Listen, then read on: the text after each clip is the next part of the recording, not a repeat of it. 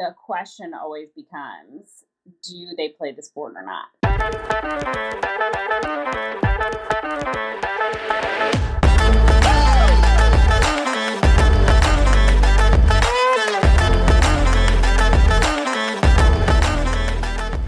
Hey team, welcome to the Kick It with Katie podcast. I'm your host, Katie Colliker, and welcome to episode 18. This is a part one of a two-part release episode with my interview with Tiffany Turner-Baldwin.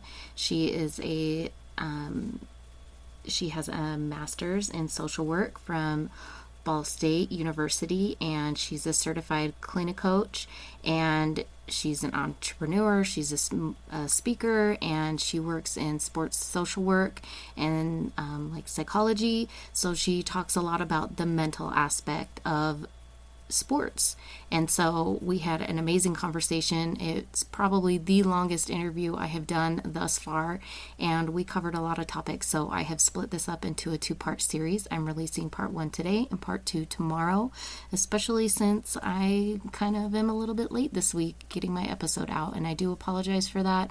It has again been absolutely crazy going on at my house, and I have not been feeling 100% myself this week, and so it's been very difficult for me to accomplish just basic tasks. And so when you're a mom of 5, it's definitely very difficult, and so I'm just focusing on the things that I absolutely need to get done and making sure that those get taken care of. But now that I'm feeling a little bit better, I'm getting this out for you guys, and then part 2 is going to be released tomorrow. And with the release of part 2, I'm also going to be doing the giveaway for the merch. So I got my merch shirts in, I got some stickers in, and so for those of you that have been patiently waiting for this to finally happen, I've got them on hand, and I'm going to be giving several away. So please make sure you follow me on Instagram, Kick It with Katie podcast _ between all the words. The link is in the show notes. And make sure you follow me there so that you can be entered to win a free shirt. So who doesn't want a free shirt? Love it. I've been wearing mine a few days this week, just as I've been running around doing random things just at home, running errands, things like that, just laying in bed. I did an interview yesterday with Greg Garza, who his episode will also be released next week, and just it's a super comfy shirt, and I've liked wearing mine. I'm wearing it right now as I'm recording. And so just be ready for that, because I'm super excited. They're super comfortable, and then you guys can wear them around and see what they're like. So just be ready for that. So make sure you're following me there. Any links for my interview today and the next episode with Tiffany, links are going to be in the show notes if you are interested in contacting her. She does do virtual sessions and things like that. So if you're interested in her services after you hear our interview and conversation, you can contact her and definitely hit her up with any questions that you might have about her services that she can hopefully help you with if you have any questions. So I really loved our interview that we did. We covered a lot of different topics. It was just a great interview. So I've split it into 2 parts. And so today is going to be more about her journey through soccer and where it took her into her profession that she's doing now. And then we start talking into some of those topics that she deals with her clients. And then tomorrow's episode, the next episode, will also feature more of questions that people might have for things that she deals with her clients. So it's a great conversation that we had, and I really loved it. And thank you, Tiffany, for coming on and doing that. Also want to remind you guys, also, if you mention the podcast and you are booking a session for any photography services that you might need for Hardman Photography, just mention my podcast with them. Their link will also be in the show notes, and you can get a special discount with them. They do a lot of sports, so they do action shots, any sports. They've gone and done soccer, gymnastics, baseball. They've also done some family stuff, and just things around the area. They've gone and done photography for our local Real Salt Lake that's here and on the sidelines there for media stuff. So give them a look at and see if that's something that you're interested in right now. I know that there's a lot of people who are going to be graduating soon from high school. So if you're interested in any sort of senior portraits, definitely reach out to them, and you could see about getting special discount pricing with them if you mention my podcast, Kick It with Katie, and they will honor that. And I'm trying to think if there's anything else that I need to say. I guess not really, but here is part one of my interview with Tiffany Turner-Baldwin. Hey guys, it's Katie, and today I have Tiffany Turner-Baldwin, and she is a sports psychologist, coach, and she helps out the youth of today and any elite players of today kind of overcoming any mental issues that they might be having and trying to overcome those and working together. So Tiffany also played soccer growing up, so I am going to let Tiffany introduce herself and kind of talk a little bit more about her soccer career and how she got to where she is today. Thanks so much. Thanks, Katie, for having me. Mm-hmm. I'm super excited to kind of share this, my journey, because I think it's not unique in some ways and it is unique in other ways. I started out playing when I was little, and of course, way back then they didn't have all girls teams, so I started playing with the boys and just loved it. And I was never the best. I don't know that when I was little anyone said, oh, she's going to grow up and go to the Olympics. And actually swimming was my passion at that age. But I loved it. I loved the team and I loved the aspects of that. So I kept playing all the way in through high school and realized that there was a lot to learn. So, and it's a lot different than other sports because it's a team sport, you know, and I was swimming as an alternative, which is very dependent on me competing against myself as well as other people in the pool. There's no success in soccer without the team. And sometimes being a good teammate is being the teammate who's off the field or on the bench. And that can be for a lot of different reasons. I played with some phenomenal players in high school who went on and played in college and were heavily recruited, which at that time was so different than it is now. Like there's not all the extra academies. We played year-round soccer for travel teams, and like that was the pinnacle. Like if you were playing year-round soccer and you got made the cut to be on the team, that's how you got to college, you know. Now there's training and training centers and agility camps and all different things, which is great. My son goes to a program where he's learning the proper way and proper skills to run so that he doesn't end up with the same injuries that I have, but they have the, you know, information to do that now. So I ended up playing, and was so, I guess the word for it now is burnt out after my senior year. I did not get a lot of playing time. I was part of the team that helped the starters practice, as I like to say.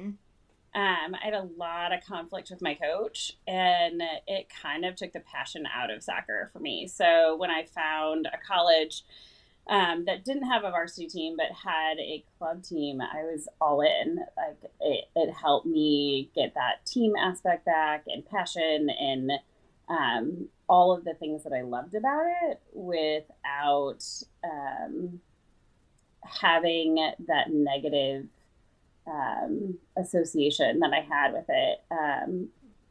And so as I went through college, playing for our club team, we did amazing. We traveled all over. We won a lot of games, had amazing friendships. I'm still very close with some of my teammates now. I went to Ball State. They kind of approached our club team and said, hey, we think we're going to make a varsity team. All of this conversation kind of as I was leaving to study abroad in Australia.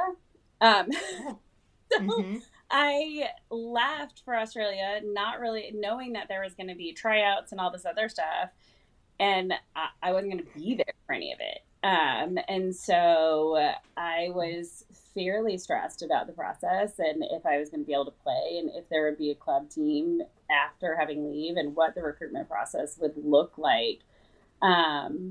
And so I came back, and the coach had given me and a couple other seniors positions on the team. And so I was super excited, worked my butt off during conditioning, showed up to a team of, I think, 17 or 18 freshmen. Mm-hmm. Oh, And wow, that's a lot.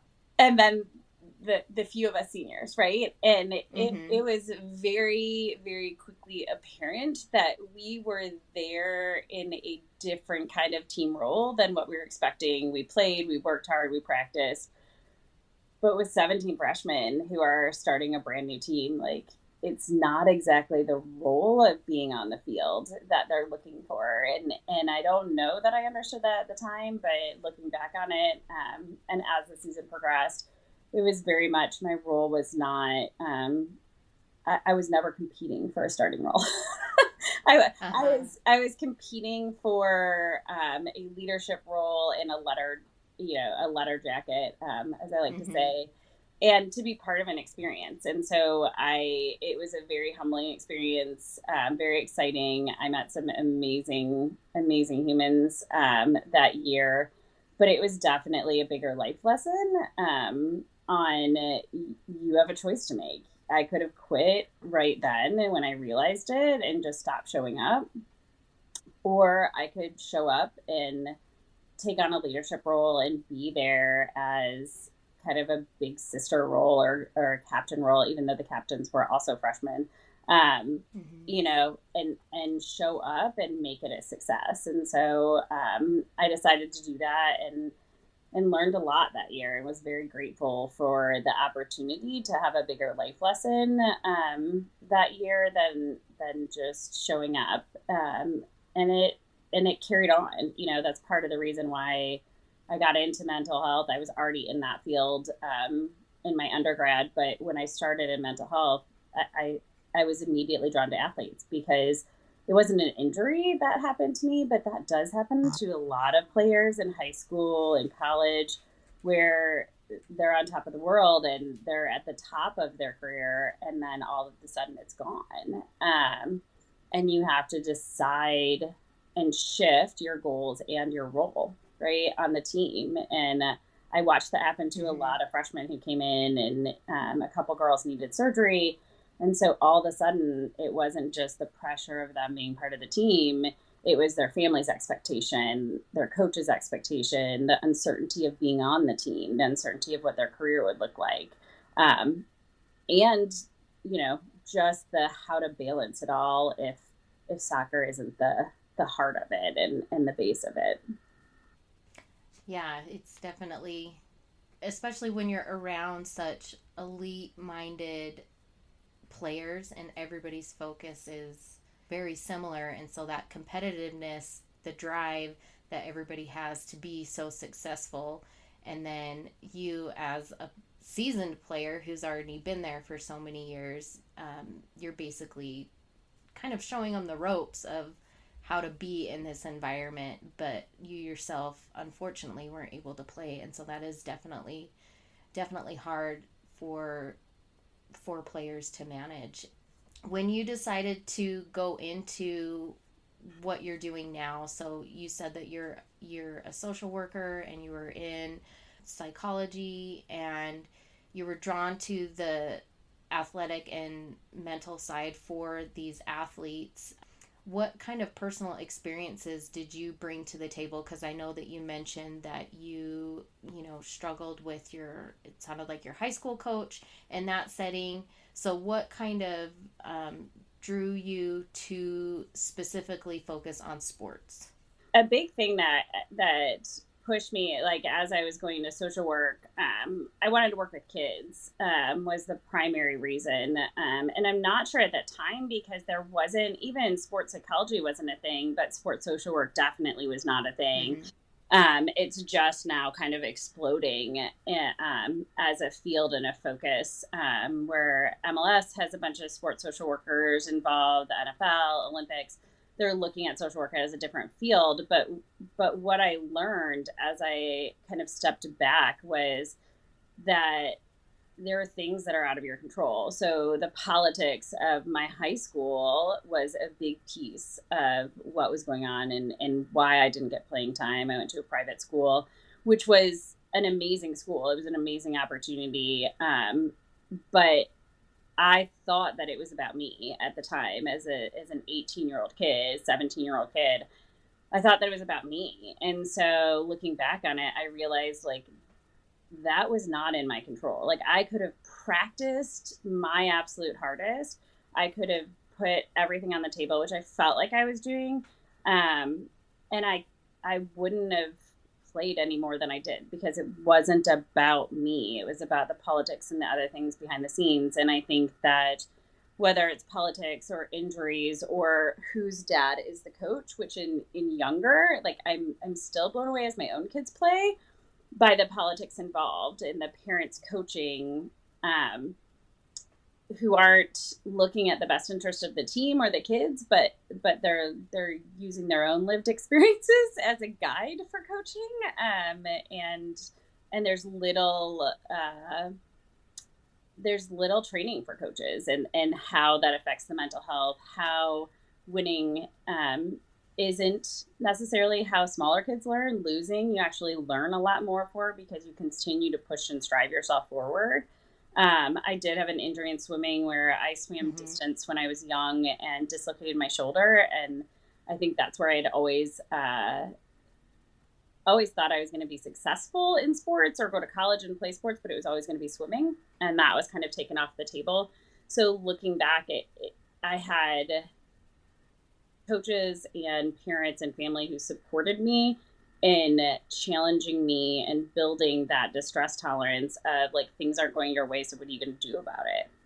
You know, you can quit and not do anything, or you can shift your energy to soccer. And so I was able to do that, which I think, you know, led to me being successful, was that ability to handle disappointment and failures, and losses, and be able to say, okay, so I'm just going to work harder on this. And that's one of the big things that I work with athletes on now is, you know, it can be anxiety producing being in a sport and having parents on the sidelines yelling and coaches and different coaching styles and different teammates and trying to meet all the expectations. I remember having anxiety when I was swimming, especially on relays because I didn't want to let my teammates down.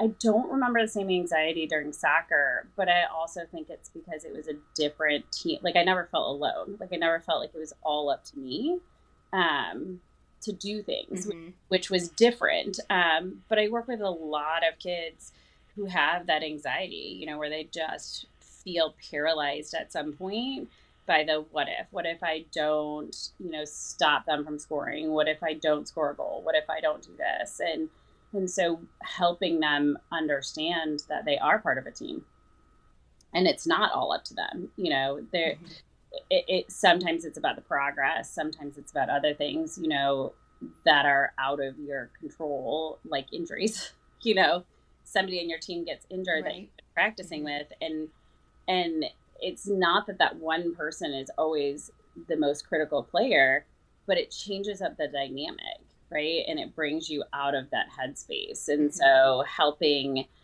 players understand what is in their control, what is not in their control, and how to stay focused in what's happening right now is a huge skill that I think the younger we can teach kids, like there's a lot that's out of your control, but you always have a choice on where to put your energy, and focus helps, especially the younger going in as they start into that more competitive year-round travel elite style program. There's more pressure that's going to show up. So if you can teach them before that, like your only job is to show up and do your best and support your team. And that might mean you're injured and supporting your team on the sidelines, but that's what your role is that day. And that role isn't always the same. Yeah.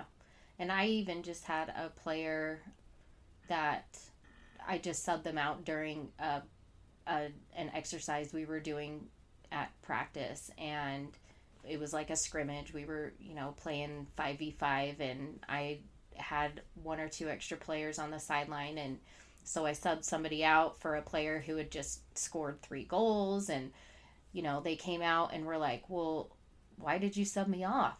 Because they're probably thinking I'm doing amazing. Why did Right. you take me off the field? And I just said it was just somebody else's turn to go on the field. And so it wasn't because you were doing bad or anything. It was just because it was somebody else's turn. And so sometimes it's just a simple communication with your coach, even for something as simple as that, because you might be going, I was doing so awesome. Why did they take me out? They must think that I'm horrible. But really, it's just, in my case, it was somebody else's turn to play on the field, and you had done a great job. I'm not saying you were doing bad, because I think sometimes parents think, and this is personal here, so if anybody's listening, I'm not a professional in any way, but especially because I coach younger ages, and so a lot of times it's really, when I'm coaching, it's just I need to get the players on the field so that they get the playing time. So regardless of whether you've scored a hat trick, 3 goals, or whatever, it's just sometimes it's just somebody else's turn to be on the field. So it's not you were playing awful, or I thought you did something wrong. It's not a punishment. It's just it was somebody else's turn, and it is a team sport. So that's something very simple that I know probably some athletes feel like, when my coach takes me out, it's because I did something wrong. Well, that's not always the case. And so that's definitely something that people need to at least have an open communication with about. But again, if they're unsure of what they're doing, and it's a consistent thing, maybe they do need to seek professional help in overcoming that. So when you have your clients, like, what are the age ranges that you have for clients? Like, I mean, what's the youngest age you've ever seen for an athlete? And then I assume that you deal with athletes at all ages. So With more of like my local therapy practice, kids, as young as 5 or 6, due to the anxiety of it, right? Like just trying a new sport, letting teammates down, understanding, just having those conversations and giving those kids words and languages. The coaching that I do in the mindset coaching and skills coaching, is really, if you think about it this way, when your kid gets old enough to go play for those elite programs, do the summer elite training where they're invited to camps, and you're really starting to look at that, putting that extra in, right? You might hire mm-hmm. a skills coach specifically for the position, a position coach for what you're playing. If you're doing that, you should probably hire or look at a mindset coach, a mental health person, mostly because if you can be the best player, and if your mind isn't into it, and if we're honest, in high school there's a lot that happens, always has, even more Mm-hmm. now, right? So big thing Mm-hmm. in sports, recently I'm in Michigan, just outside, about 30 minutes away from Michigan State's campus, and with what happened there this fall, the question always becomes, do they play the sport or not? Well, if your mind, it can't separate that out and be present on the field, you can be the best player on the team. But if your parents are getting divorced, if you're worried and your anxiety is taking over before each game, and you're not showing up at your best, and then you're getting benched, it becomes this like cycle of self doubt, and builds on the depression, builds on the anxiety. And all of a sudden, you go from the star player to being the one on the bench, and you think it's about you. You hit it right on. You think it's about you. The parents are like, what's going on? Why aren't you playing? Unintentionally trying to be supportive of them and saying, like, oh, you deserve to play. You're amazing. Like, you're better than the person who is playing. Yes, that's true. But are you having that conversation with the coach, right? And what are the factors involved? And Mm-hmm. just like anything else, the more we work at things, the better we get at them, whether that's skills or academics. Mental health is the same thing. There's tons and tons of coping Mm-hmm. skills and ways to manage anxiety other than medication. ADHD is the same thing. Actually, sports is amazing for kids with ADHD. But the more we have these skills and the earlier we learn them, the better we do in sports, because then it doesn't negatively affect us and we don't kind of build that. And there is, I mean, most of the athletes that I work with, they have that mindset of they want to be the best. They put the pressure on themselves. The parents, the first thing they say is, I'm okay if they get a B or a C if it's the best they can do, but that is not acceptable for them. Or, you know, if they sit the bench, that's fine. Like, as long as they're being a good teammate. And that's not what the kids hear or feel or see, because they have that mindset of, like, I want to push myself to be the best. I work with athletes, you know, mostly high school, some middle schoolers, but when they can really understand, when I'm stressed out about my test or schoolwork, it might be better for me to go talk to my coach and show up 40 minutes late for practice the next day so I can study.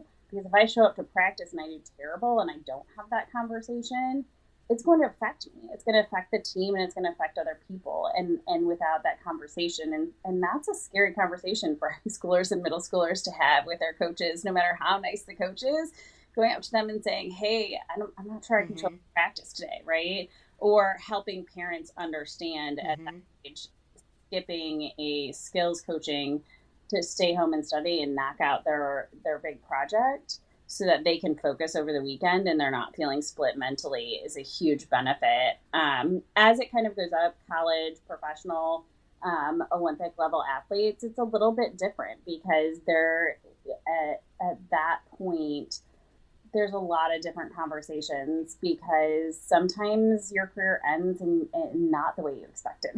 Whether it's not winning, even if you do win, with Olympians who have won medals, and there is a downside of, like, okay, now what? My whole life has been dedicated to this. I've given up everything and now I have it, and what's next, right?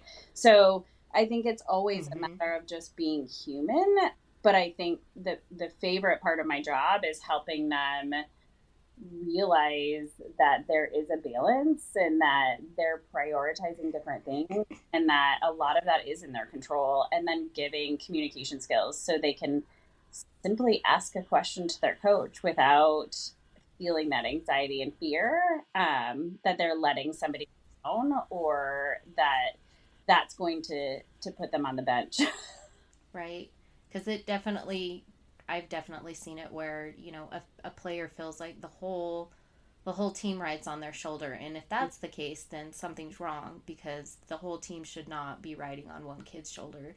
You know, obviously, like, as a goalkeeper, sometimes, you know, it is riding on you if there's like a penalty shootout kind of a thing, or whatever. But I mean, even so, you have teammates that are taking the shots themselves, kind of a Right. thing, if you're in the shootout situation. So I mean, it's definitely a good balance in making sure that all the kids are feeling. Some players might feel a little bit more pressure than others, but it should be, I feel like, as a team, you should all feel the same pressure. I mean, I always tell my players, you know, we attack as a team, we defend as a team. So it's not these kids only play offense and these kids only play defense, because you do it as a team. And Right. I would hope that most coaches tell their teams the same thing, because it's true. You know, you do have the players that, you know, go up, and we just watched some U.S. women's friendlies against Ireland, and I mean, the outside backs or the defenders were the ones that scored goals. It wasn't the forwards. So it's kind of a,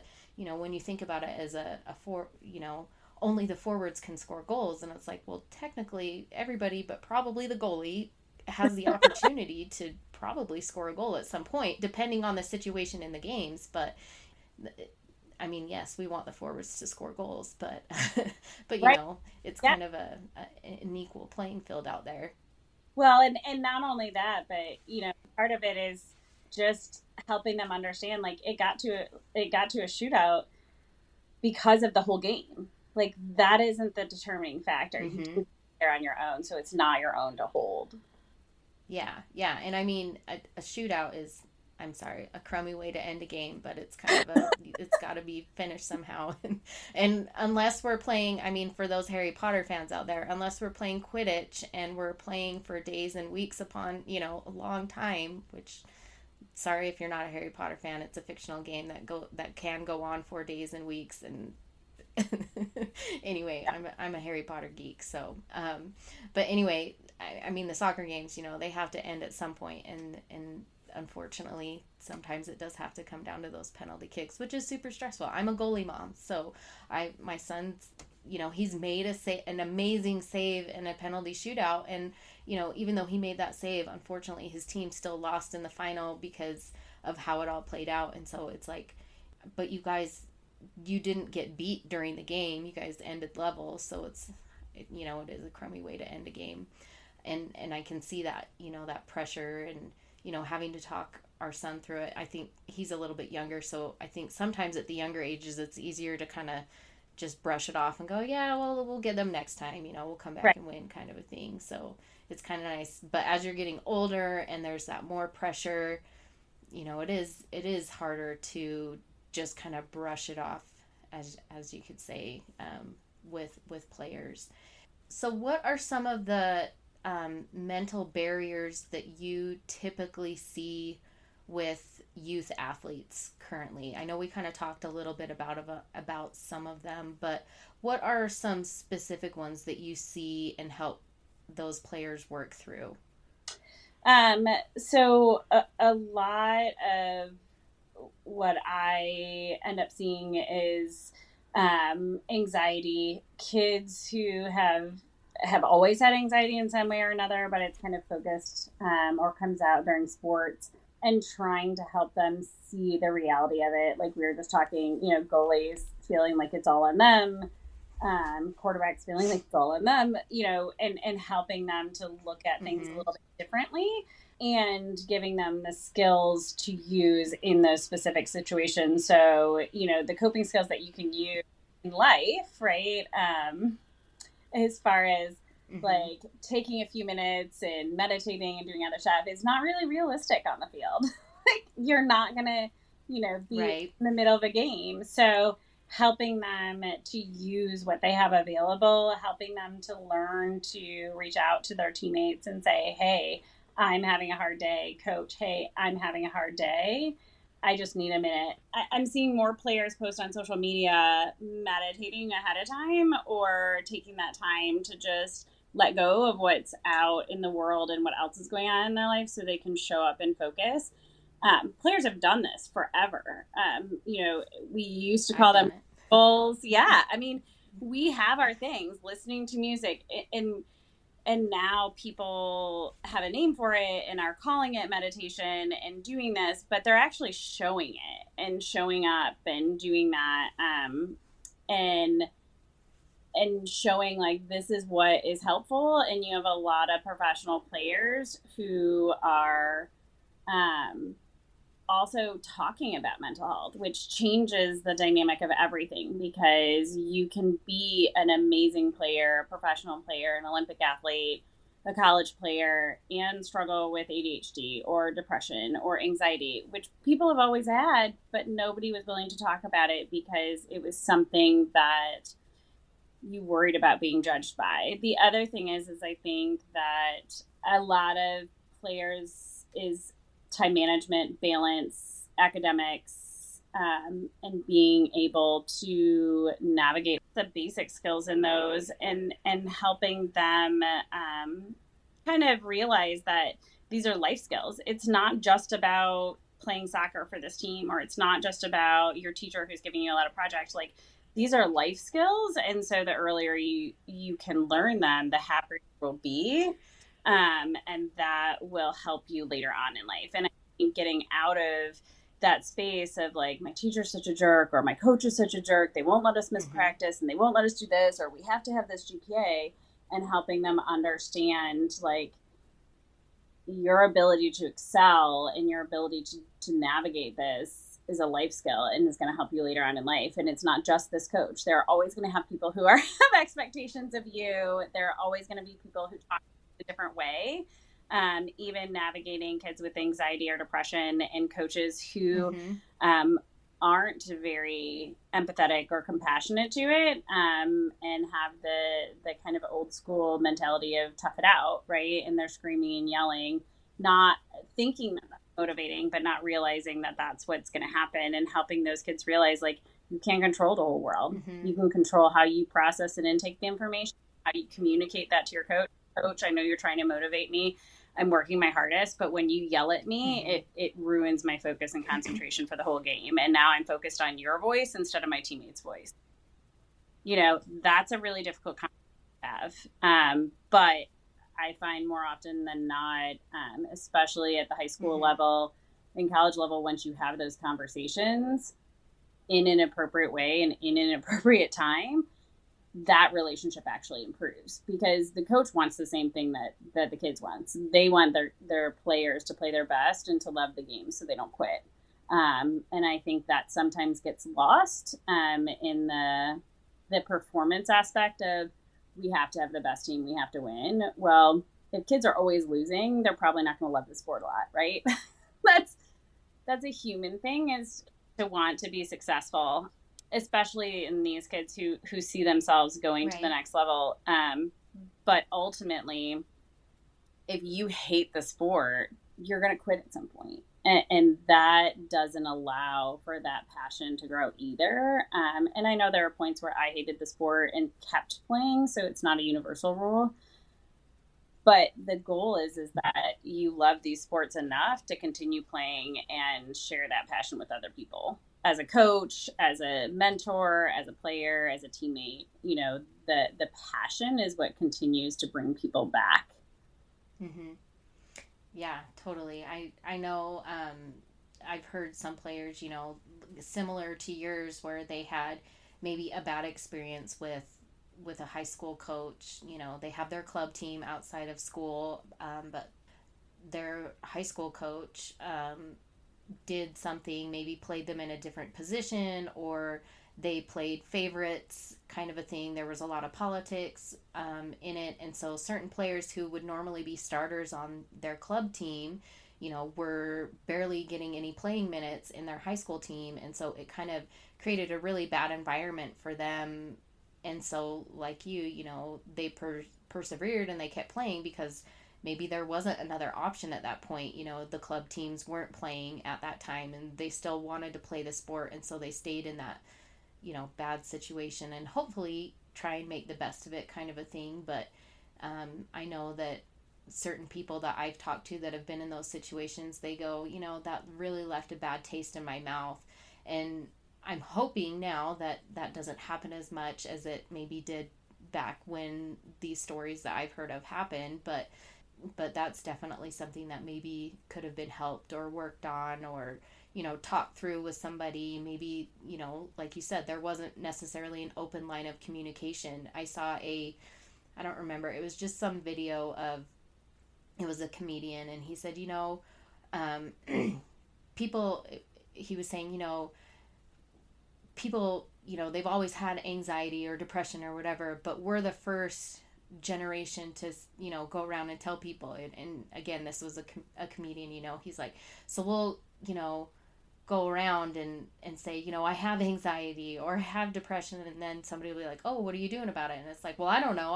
I'm telling you because that's kind of how our society is now. Like, we know what we have, but now it's the trying to work through and process it. It was a funny little bit, whatever it was, but it's kind of true.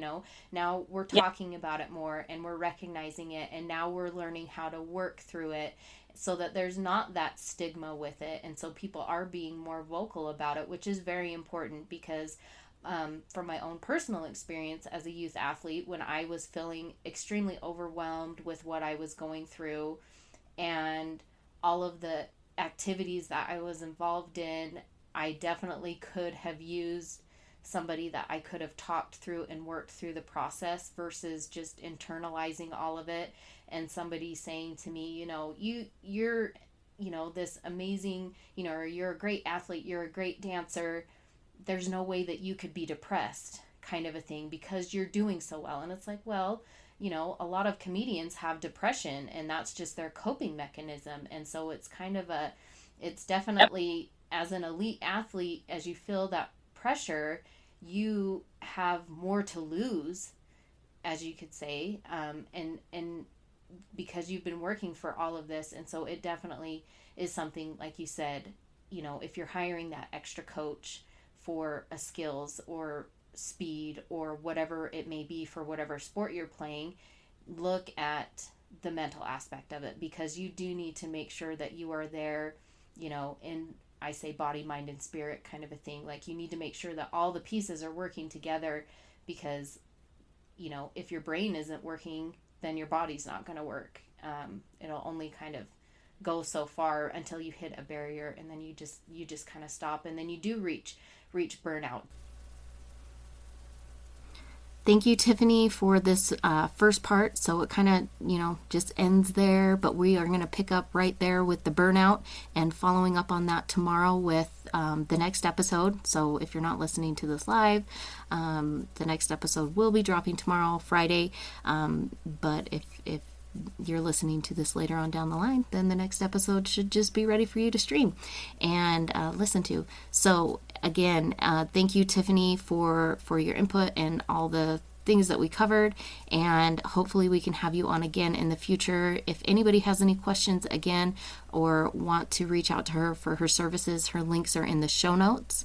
If anybody has questions for me for future guests, or you want to be a guest, reach out to me via Instagram, Kick It with Katie Podcast _ between all the words on Instagram. Link is in the show notes, or you can send me an email with your questions. Or if you're, again, wanting to be a guest on the show, kickitwithkatiepod@gmail.com. That is also in the show notes. But you guys, love this, love the conversation. Again, next episode is going to be out really quick, and then Greg Garza's interview that I did this week, his interview will be out soon as well. So you guys are getting 3 episodes in less than a week. So I hope you guys are ready for that, and I hope you guys enjoy. Thank you guys for listening today, and thanks for kicking it with me.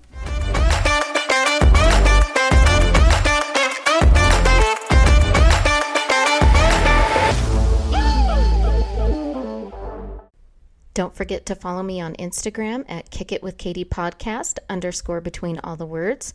You can reach out to me with questions at kickitwithkatiepod@gmail.com. I also have a feature with SpeakPipe where you can leave me your own voicemail message if you want to be featured on the podcast. Rate, review, and subscribe wherever you listen to podcasts.